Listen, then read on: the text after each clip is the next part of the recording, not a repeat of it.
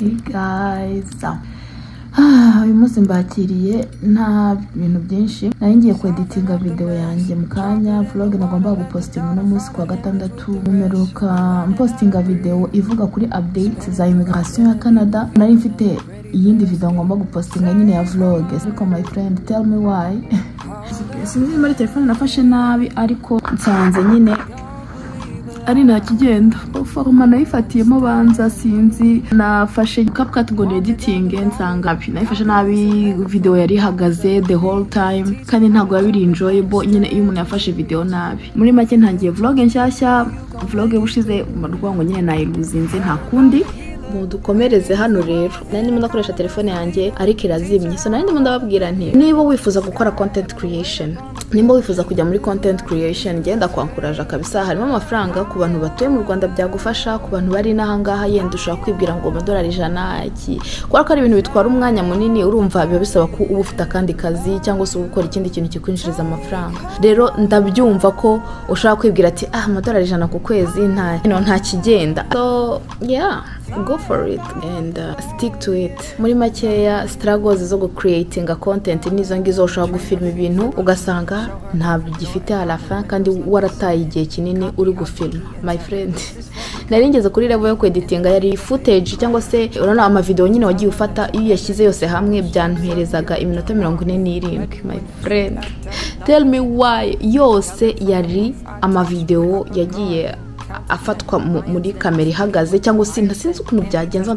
Hari ikintu cyagenze nabi kuko ndumva iteka iyo mfashe video na telefone yanjye nyifata itambitse gutya. Ariko you know what, this is a reminder yo kugira ngo ntangire nkoreshe kamera yanjye, kora ko kamera narayiretse kubera ko navuga igihe cyose natekerezaga gufilma yabaga ari nijoro rero nta rumuri ruhagije ruri mu nzu cyangwa se n'amatara yo mu nzu, ugasanga ntago bigivinga a good light. Nkavuga rero nkeneye a ring light, nkeneye ikintu nyine cyo gukora urumuri. Ariko you know what, ibyo byose ni ibintu byo gutekerezaho nkabikora, bizamfasha gucreate even more. So yeah guys, twagiye rero muri vlog nshyashya. Ngiye kubanza gusoma Bible, sibyo? Muri icyo gihe ndareka abana bakomeze baryame, sibunda babyutsa mberera. Ngiye gusoma Bible nka chapitre 5 cyangwa mu bungu niwo ndasoma muri Psalm 101. Nene narageze kuri 105 ariko kora amazi igihe kinini nyine ntasoma. Umva ari igihe nyine umuntu amara igihe kinini adasoma ijambo ry'Imana. Nk'ubu ngubu narayivuyeho njya muri Mark, ariko no musi nayisubiyeho ndashaka gusubira ku murongo. Already kuba nafashe kamera nga filma ndi mu rugo, it's a good thing. Nari maze igihe kinini nibuka ku film iyo ndi hanze nyine cyangwa ndi ku ishuri kubera nyine occupation. So yeah, ubu ngubu ngiye gusoma muri Psalm, ndahera kuri 102 kugeza kuri 120. So twagiye tujye gusoma muri Psalm. Nimba utaratangira gusoma igitabo cya Psalm, tangira ugisoma. Numvaga nifuza gukora video isubiza ibibazo byabajijwe munsi ya video ya update. So ngiye kugerageza mbishyire muri uyu mugoroba wose. I'm not sure ko biri buvemo, but I hope so. Yeah, I hope so. Oh my god, hari umuntu nagomba guhamagara kuri eglise. Kagenda narabigiye uburyo bakoresha ino kamera pe, uko byari binaniye guhindukiza kamera. So yeah, dore Bible nkoresha niyi la Sainte Bible, nindi irimo amagambo ya Yesu aba yanditse mu mutuku, version ya Louis II ni igifaransa ariko mfite n'ikinyarwanda. So ahangaha niho ngeze kuri 102, ndashaka gusoma kugeza kuri 120. Imba mushaka ko ntangira gukora ama challenge yo gusoma Bible guys, mumbwire, umva I'm up for it kuko nkeneye motivation. Okay, reka dutumotivane, duterane imbaraga yo gusoma Bible kubera ko igihe umuntu aterwa amataki ya Satani yo ni menshi cyane. So yeah, turi kumwe guys, bizu. Hari ahantu nshaka kubasangiza havuga kuri Psalm 103 guhera kuri verset 8. Haravuga ngo l'Éternel est miséricordieux et compatissant, lent à la colère et riche en bonté. Il ne conteste pas sans cesse, il ne garde pas sa colère à toujours.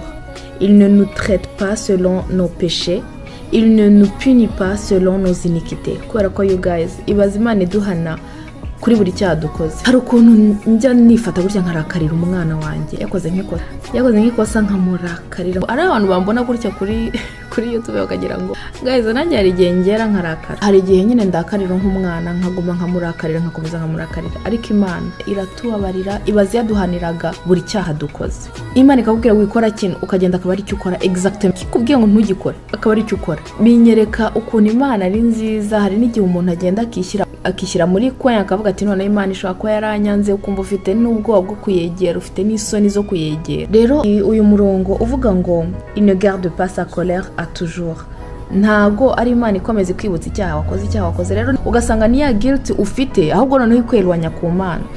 Satani agufata akagushyira muri kwe, ukagenda ukiyanga ukavuga ati none Mana, none ibi bintu nabikoze nte se no umva. Ntago muze ngo tugende ngo duhe intandaro umubiri tujye mu byaha, ariko ni wisanga mu cyaha wari wararahiye kutongera gukora, ntuzifate ngo wihishe Imana, ntuzifate ngo wemerere ryajwi rikubwira ati umva uri umupfu, ni gute ushobora gukora ubugoryi nk'ubu. Rone ryajwi riza ari gukondana, ariko ryajwi riza ari gushyiraho icyaha, ari gusunikaho icyaha, aho kugira ngo ibe ryajwi rikubwira ati iki kintu wakoze si cyo, nawe wumve utewe agahinda n'icyo cyaha, usaba imbabazi Imana birangira. So ahantu muri Psalm 103 kuva kuri verset 8 kugeza kuri 12 uze gusoma hano hantu. Imana itugirira ubuntu, Imana iratubabarira. Ijwi rigukondana ntago ari iry'Imana, ijwi ahubwo rigutera kubona icyaha wakoze, ukumva biguteye agahinda, ukumva ntubishaka kubisubiramo, ukumva nyine umutima wawe urababaye kubera ko urababaye ufite agahinda k'icyaha wakoze. Apana kuvuga ngo urumva ufite isoni zo kujya imbere y'Imana. Ntago ushaka kubabwira inshuro zingahe byambayeho gutinya kwegera Imana kubera kumvuga nti gute nshobora kumara iminsi 2 ntasenze, nkumva ariko noneho nkaguma muri ya guilt insunikira kure y'Imana, aho kugira ngo ubwo mite nihutira gusaba Imana imbabazi nanayisaba imbaraga, kuko hari ikintu tujya twibeshya bavuga ngo turabashije, ukumva imbaraga zawe zirahagije kugira ngo we keeping away from sin, cyangwa se kugira ngo we keeping away from bad choices. Ibyo byose dukura imbaraga ku Mana. C'est vrai que Imana yaduhaye amahitamo, ariko imbaraga nyazo zo kunesha icyo cyaha, zo kunesha amabwire ya Satani tuzikura ku Mana. Ura mu ijambo ryayo harimo ijambo rya buri kintu cyose. Ahangaha iyo wumvise uri guilty ugenda usoma ijambo rya Psalm 103 verset 8 kugeza kuri 12, ariko ntubikoreshe kugira ngo wihe excuse, kuko hari ukuntu none tugenda tugafata la parole de Dieu tukabitwistinga, tugasa nkabe byiherezamo excuse. Ukavuga ati Imana irambabarira, Imana irankunda, Imana, ariko ntitwite kugukora cyangwa kwifuza gukora icyo Imana idusaba gukora. Igihe cyonyine ijambo ry'Imana rifunctiona ni igihe nawe ubwawe wumva ushaka guhinduka, ni igihe nawe ubwawe wavuze ngo Mana yanjye ndabirambiwe, sinshaka kubigumamo, mfasha. Niyo wagwa ari uri kwisaba ati Mana sinshaka kubigumamo, ariko we meaning atari kuvuga ngo ngiye kubikora kugira ngo nze gusaba imbabazi. Rero ngira ngo mbasangize iyo partie nizere ko ibubafashe. Ndagarutse you guys, ijambo ry'Imana riraryoha byatari. Hari ukuntu umuntu abyara akavuga ati ariko ubundi ubuzima buza gutya, ntituzi uko bufunctiona, ntituzi uko tubutwara, ntituzi uko twakagombye kubaho, ariko mu by'ukuri Imana yaduhaye manuel d'utilisation y'ubu buzima, ijambo ryayo. No ngo uyu udafashe igihe ngo usome ijambo ry'Imana, hari ibintu byinshi cyane biguca mu maso ntubyumve. Rero ndimo ndasoma ngeze kuri Psalm 106 verset 19, haravuga ngo ils firent un veau en Horeb, ils se prosternèrent devant une image de fonte, ils échangèrent leur gloire contre la figure d'un bœuf qui mange l'herbe. Ni kari Psalm ya Dawidi. Ni nko natwe hari ukuntu dufata ibibazo duhura nabyo, yewe ukuntu Abisiraheli bagiye bacumura ku Mana, ariko Imana igakomeza ibibuka, igakomeza ibatabara, ariko bakongera bagera imbere bakagwa nanone, bakibagirwa y'Abana batabaye, bakibagirwa ubunini bw'Imana, bagacika intege, bakigira mu bigirwamana. Ni kimwe nk'uko natwe muri ubu buzima tujye tubigenda, ubura n'ikibazo ukava ku Mana, ukajya ujya mu baraguzi, ukajya kuraguza, ukajya gusaba babandi basigaye bitangwa ni ba gakondo. My friend, gakondo where, as long as igisubizo ubonye kitavuye ku Mana yawe yo mu ijuru, ndavuga Imana mu ijuru my friend, aho Yesu aturuka. Okay? Well, I feel like I have to precise that, kuko iyi si isigaye yanduye, dusigaye tuvuga cyane ngo dufite Imana imwe. My friend, you gotta be sure y'ibyo uri muravuga, you gotta be sure y'Imana iyo ariyo muri bumuvuga, niba muri kuvuga Imana zisa. Okay? So as long as udakuye igisubizo cyawe ku Mana yo mu ijuru, ubu gikuye ku badayimoni. Nta handi hantu hari ni swati Imana, swati shitani. Niba utakuye imbaraga zawe ku Mana, uzikuye he? Kuri shitani. Ntago uzikuye ku muraguzi. Umuraguzi nta mbaraga zindi afite, nta handi hantu afite akura iyo connaissance, niba atari kuri shitani, atari kuri Satani, atari ku badayimoni, whatever ikimukoresha. Ariko ni ukuvuga ngo ni force oppose, ni force ituruka kuri Satani, ntago ari force ituruka ku Mana. Rero hari ukuntu duhura n'ibibazo, tukirukira mu baraguzi, tukirukira mu bapfumu. ibaze nko kugira ngo imana ikuzane ikugeze imbere ya la mer rouge. La mer rouge nicyo nkundira bible iri historique kandi kwereka ibintu biriho ubu ngubu. La mer rouge iracyahari twarayize, ugeze imbere y'inyanja nta nzira ufite, umuntu akuri inyuma agiye kukwica kandi urabibona ko arakurusha imbaraga, arakwica, arakunyuramo. Imana ikinguye ya nyanja my friend bitera urumeza, ukabona imana ikinguye ya nyanja uratambutse. Hari ukuntu twibwira ngo twe tubonye ngo inyanja ikinguka ngo iki ngo sinakongera gukora ibyaha. Turabikora se kubikora? Burya umuntu ni kamere, duhabwa imbaraga, dushobozwa byose na Yesu uri muri twe my friend. Iryo jambo ni riri real byahatari, dushobozwa byose n'Imana iduha imbaraga. Rero iyo widebranchije ukikura ku Mana yawe, twahoze tubivuga ejo bundi njye n'umugabo wanjye tubiganiraho, ukuntu ikibabi urubabi ntago rushobora kubwira igiti ngo ese wa giti we ngo rutangire ruvuge rero ndagiye giti sigara aho ngaho njye ndagiye. Urubabi ruraba rukigwa rutangire rupfe, rutangire ruseshe. Donc nta rubabi rumara iminsi ibiri hasi rwaracomotse ku giti cyarwo, kuko igiti ariho haturuka ubuzima bwacyo, sibyo? Ni nk'uko rero twebwe hari ukuntu twifata ati hoya ngiye kwigenga, ngiye kubaho nk'umuntu free minded person, ngo ntabwo nkeneye Imana. Malheureusement my friend, malheureusement uburi kwibeshya. Hari abantu bavuga ngo Imana ngo ntinabaho. Guys, nababwiye ko ndacyafite igiti cya Noheli hano, nzababwira ibyacyo ndi kukimanura, sibyo? Mukinyore for now, mugifate nka decoration. Imana hari ukuntu twifata ngo ngiye kwigenga, ngo ngiye kwibeshaho, ngo Imana ntiriho. Ukivuga se uyu muntu arimo aridetasha na source y'ubuzima bwe. Like ukeka ko twaturutse he? Twaturutse ku Mana. Rero iyo ushatse kwidetasha ku Mana my friend, umera nk'urubabi rushatse kwicimbura ku giti, rushatse kwivana ku giti. Ni ukuvuga ngo rwa rubabi rwaguye, rukiva ku giti rutangira gupfa. Niyo mpamvu natwe iyo dutangiye kwibwira ngo tuvuye ku Mana, ngo tutangiye kubaho uko tubyishakira, uko twifuza, uko tubibona, nicyo gihe dutangirira gupfa. Rero ino psome 106 inyibukije icyo kintu, ukuntu nyine abo Bayisiraheli bagiye bagafata ikigirwamana bakakiramya n'iki a partir y'icyo gihe batangira guhura n'ibindi bibazo, kuko Satani ahita kubona uri uncovered. So yeah, là, tu vas nous montrer quand tu seras non, tu nous montreras quand tu seras dehors, oui. On va payer ce jeu. Okay, arangiza gusoma ariko ngiye kubakorera icyayi mu kanya nk'uko mwabibonye nyine babyutse, tumaze akanya twicaranye ara turimo turakina tuvuga, hashize nk'isaha. Décide, c'est Dieu.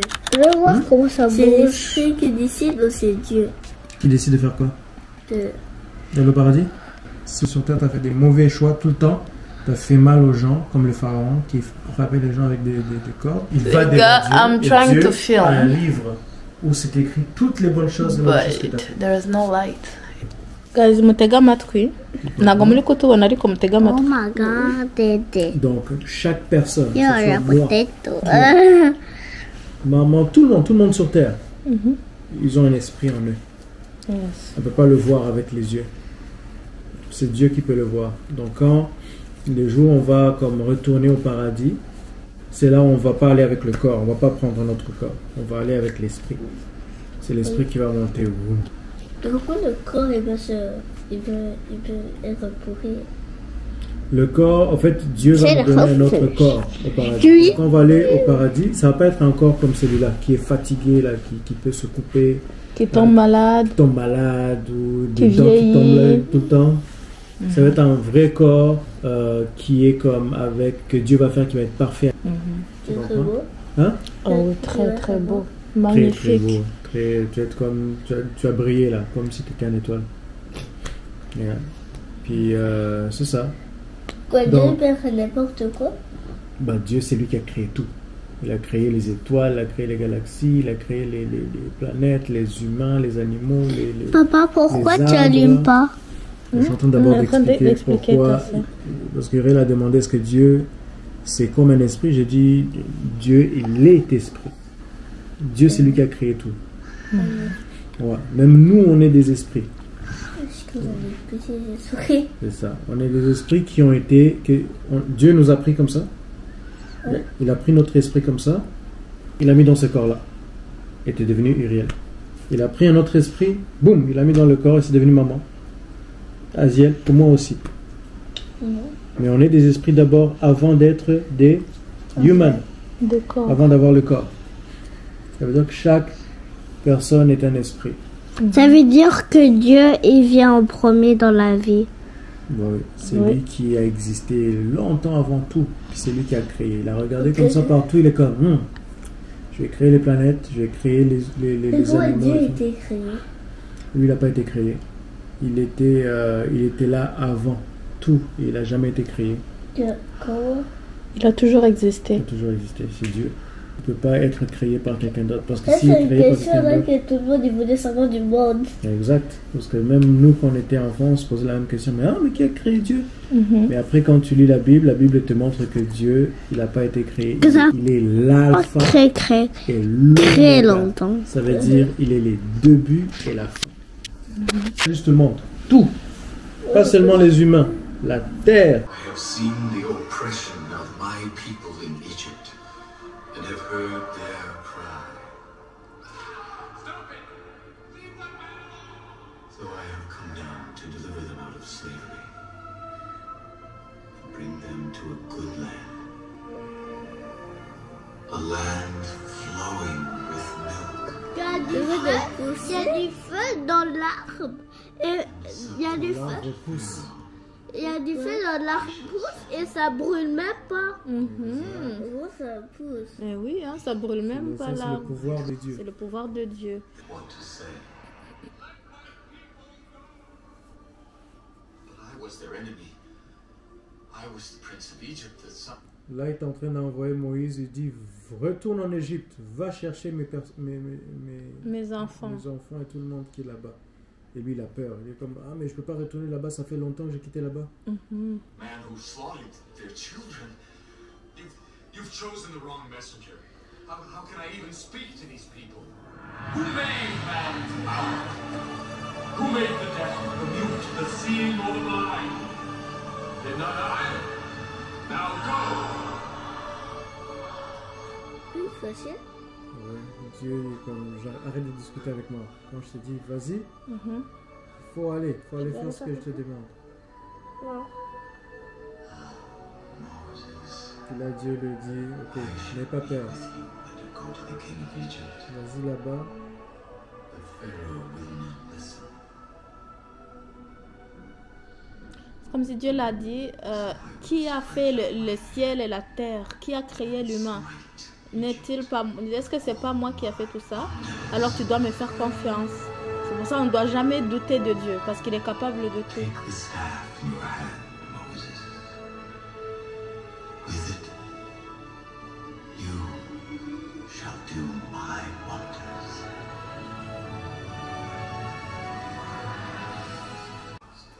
Il a eu un rêve. Non, il a tout vu. Non, il a tout vu, Je t'ai vu. c'était dans la vraie vie. Tu veux? Dieu l'a dit, prends le bâton. Et vas-y.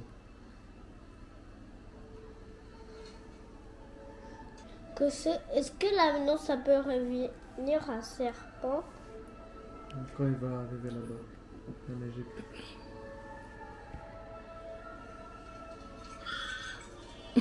Vas-y, est revenu. Non.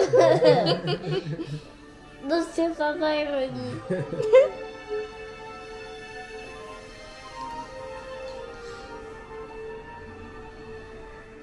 Il est en train de réfléchir. Hein? Do I have to go back?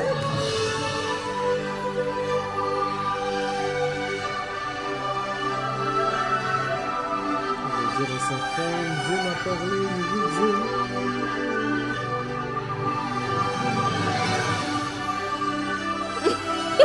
On va lui montrer les pieds.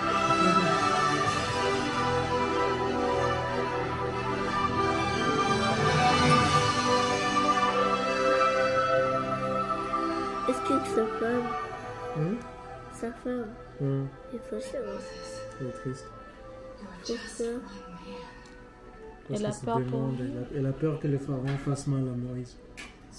Il est comme, mais comment tu vas faire? Tu es juste une seule personne, le pharaon a beaucoup de soldats. Et lui il dit, mais j'ai Dieu avec moi. I got God on my side. Look at your family. They are free. They have a future. They have hopes and dreams. And the promise of a life with dignity. That is what I want for my people. And that is why I must do the task that God has given me.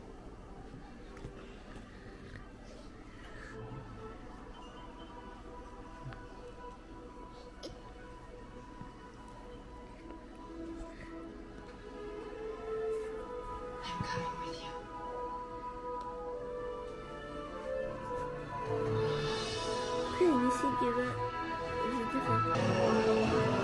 Pourquoi il y a des X dans le dos de les personnes? Les filles ont frappé.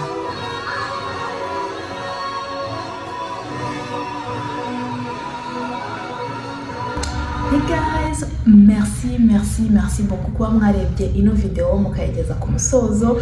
Umva murakoze guhora musapotinga pe. Mana yanjye hari abantu batajya bavaho bakomeza basapotinga nkababona buri kumva.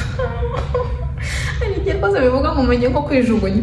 Hari abantu nkomeza kubona muri commentaire ku Imana ibibahera umugisha akabintera imbaraga cyane bigatuma nkomeza gukora ama video. Rero murakoze cyane.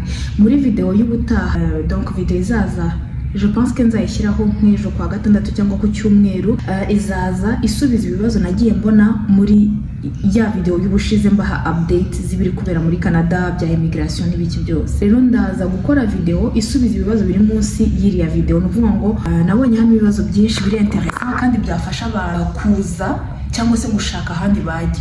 My friend, ikindi kintu nabonye kuri iriya video nuko kandi nishimiye cyane nuko hari abantu bari gukomanta bavuga ati no azitwe turi muri Allemagne ati dore uko bimeze. Oh my god, ibyo ndabikunda cyane kubera ko bigenda bifasha umuntu.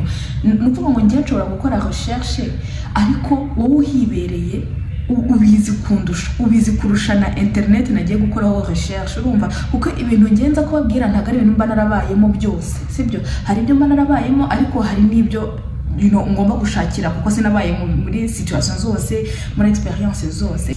Narabikunze cyane yuko hari bamwe barimo barandika muri commentaire bavuga ati no ati ngende muri Allemagne ati bimeze gutya na hari nk'uwanyandikiye ambwira ati ndi muri Allemagne ariko ikibazo nuko ugomba kubanza kwiga ururimi rwaho ibintu nk'ibyo nyine. Donc yanditse hari munsi muri commentaire vraiment mujye musoma commentaire munasubizanye kuko birafasha.